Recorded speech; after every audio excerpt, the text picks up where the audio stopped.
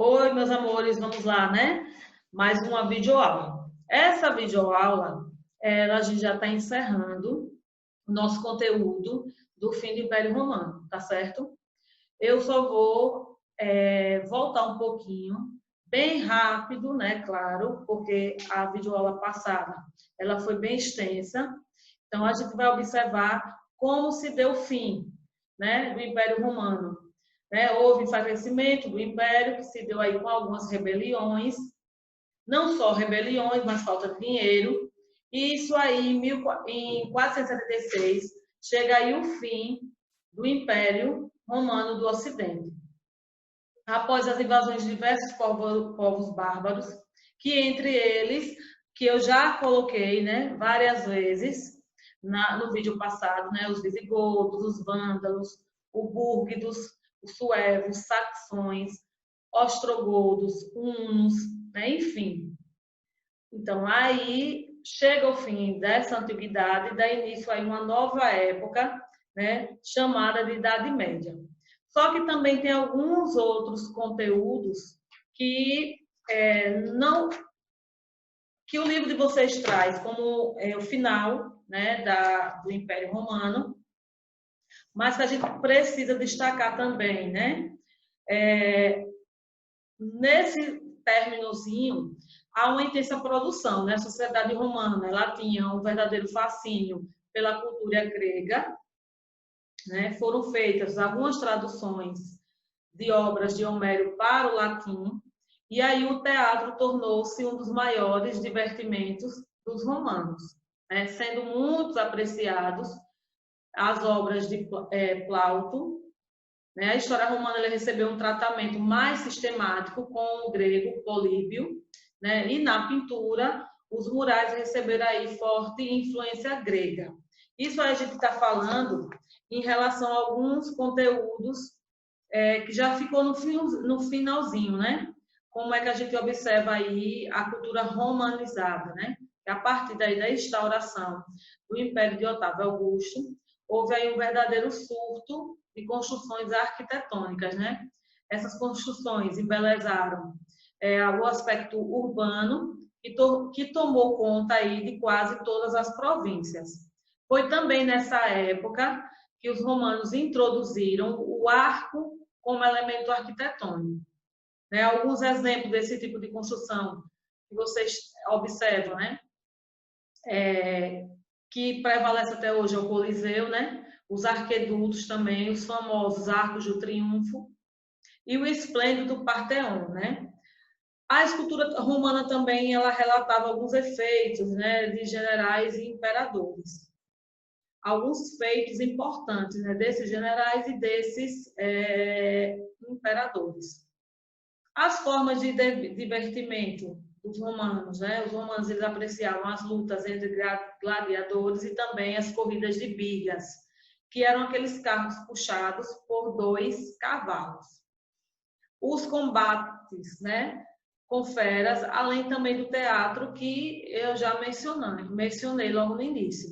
Os banhos também é algo que também se deve destacar, que os banhos eram os banhos públicos, né? Os romanos era um ponto também de encontro entre onde se tratava de tudo, política, negócio, amor.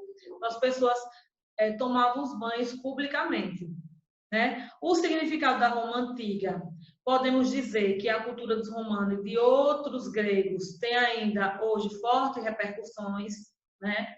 As instituições romanas, suas leis, a vida dos cidadãos e o funcionamento da administração, as conquistas também, a arte, são apenas alguns exemplos dessa civilização, né? Mas o grande desenvolvimento desse povo se fez à custa de um tipo de trabalho que era degradante, né? De modo geral, o escravismo ele impedia o desenvolvimento de novas formas de trabalho e também de novas técnicas. Por isso, além disso também, houve esse declínio desse sistema, né, por algumas coisas, mas o que fica de legado significativo vai muito mais além.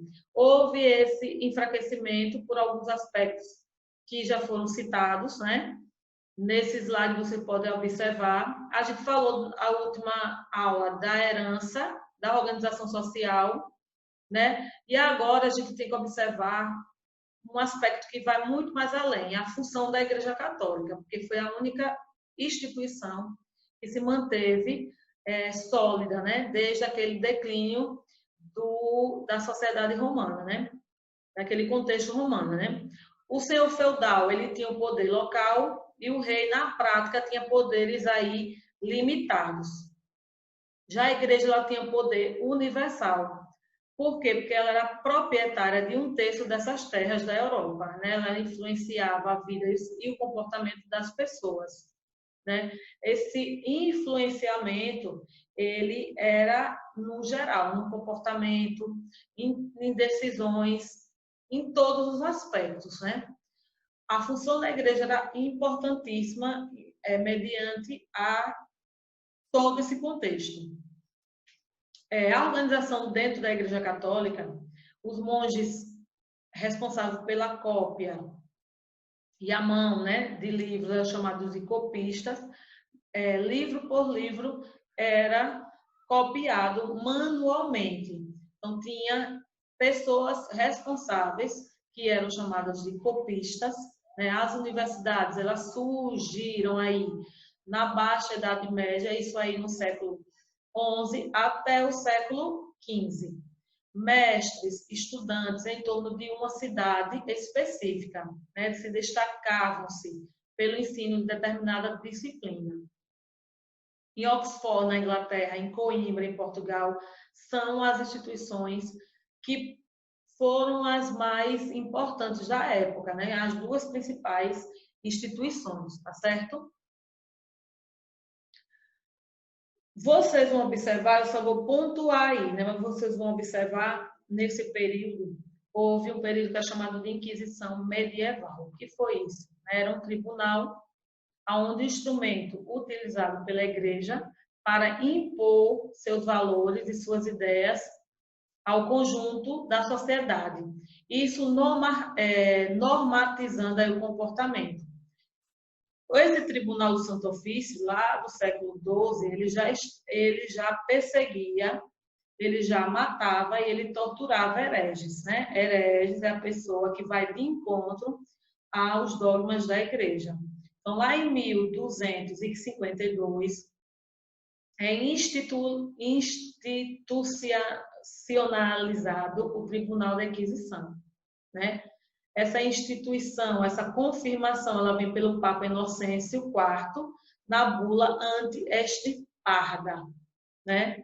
Dentro desse contexto aí desse tribunal, há também alguns preceitos, algo importante a ser seguido, como o auto de fé, que era uma cerimônia pública que comprovava aí perante a todos o poder da Igreja Católica. Na Península Ibérica, os judeus eles foram alvos presenciais, principalmente pelas questões econômicas. Então, eles foram os principais alvos desse tribunal de inquisição, que ele já existia, né? E esse tribunal, ele perseguia, torturava, matava mesmo. Tinha muitos que eram postos em praça pública, queimado, né? Então, tinha todo esse conceito.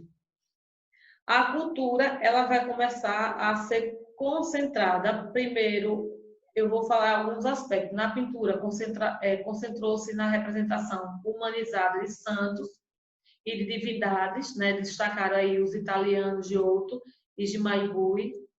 Na música, a música, obviamente, era a música sacra, né? Com canto gregoriano, que era uma melodia aí simples e suave, cantadas em uníssonos por várias vozes. A música popular, porém, era menos, né, difundida, mas era trovadores e menestréis. Na literatura, a poesia épica, que era exaltando a ação dos cavaleiros em prol da cristandade. A poesia lírica já era exaltando o amor cortês dos cavaleiros em relação às suas damas. E na questão da filosofia da ciência e filosofia, Roger Bacon, né, ele introduziu a observação da natureza e a experimentação como método básico do conhecimento científico. A gente pode destacar a figura aí de Santo Agostinho e São Tomás de Aquino, que eles tinham como interesse harmonizar a fé cristã com a razão, né? A harmonização desses dois aspectos. Tem uma atividade que eu deixei, que espero que vocês tenham respondido, porque a atividade ela foi um questionário, né? Um questionário que foi elaborado 5 questões apenas. Mas, na semana passada, na página 49, ficou uma atividade relacionada à análise do texto, né? Que esse texto, eu expliquei as questões, mas o texto é falando sobre a doença, a morte da cidade eterna, né? A estação era particularmente malsana e foi um período de epidemias na cidade, nos campos, tanto para homens quanto para o gado. A epidemia alastrou-se muito porque os camponeses, temendo a pilhagem, refugiaram-se na cidade com seus rebanhos. Promiscuidade, né, de criatura de todo tipo, odores desconhecidos para cidadãos, empilhamentos de rurícolas camponeses nos túbulos, nas cabanas, e todos esses tormentos acrescentavam-se na canícula e nas insônias. Cuidados uns dos outros, as pessoas elas difundiram o contágio. Uma epidemia que no ano anterior atacara os bois, transferia-se para os humanos nesse ano de 174 a.C. O que eram atingidos raramente passavam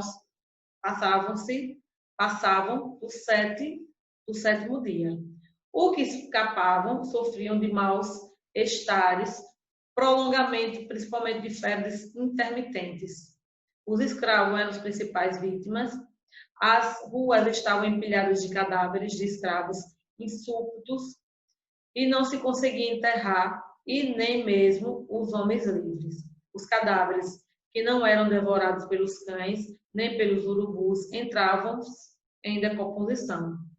Com efeito, comprovou-se que nesse ano, nem no ano anterior, apareceram muitos urubus, apesar dos grandes amontoados de bois e de homens. Então, vocês responderam que aí foi no auge da história de Roma, que era intensa, habitava por cerca de milhões de pessoas. No entanto, a economia romana era essencialmente rural. Quais foram as informações do texto que revelaram essa rural da economia romana? Na letra B, os antigos romanos não conheciam as causas de inúmeras doenças. Muitas epidemias que provocaram grandes mortandades, né? Em genericamente chamadas de pestes, todavia sabiam que ocorria o contágio de doença, vitimando as pessoas que entraram no contato com os infectados. Vocês vão transcrever uma informação do documento que confirma esse conhecimento, tá certo? Essa será a atividade da próxima semana. Vou corrigir agora a atividade que foi deixada na semana passada, com um questionário que tem apenas 5 questões. Então, a primeira questão: por que as medidas tomadas por Diocleciano Constantino e seus sucessores não resolveram o problema básico do Império Romano? Primeiro, porque suas bases de produção escravistas estavam em crise. Nessas cidades havia pouca segurança e condições instáveis, pois faltavam condições para administrá-la e mantê-la. Então, é a resposta da primeira questão. Na segunda questão, explique por que no campo a crise também se fez com muita força. Primeiro, os proprietários não sustentavam mais seus escravos, deixando instalassem pequenos lotes a fim de serem produzidos, né, para subsistência. Em troca, os escravos davam 50% do que produziam o senhor. Também os camponeses livres e os pequenos proprietários seguiram o seu caminho.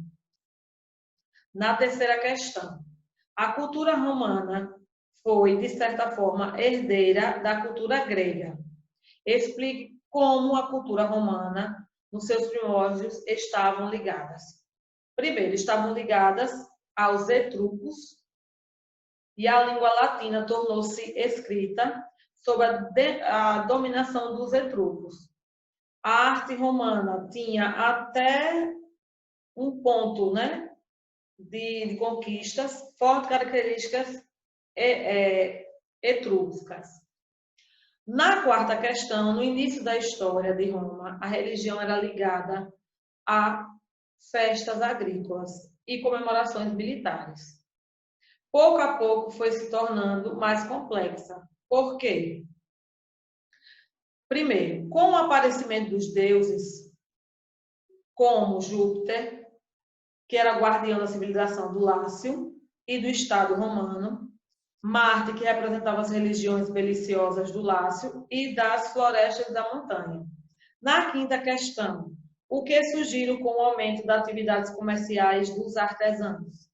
Surgiram aí novas divindades, como Hércules, que era protetor do comércio, Minerva, que era protetora das artes e da sabedoria.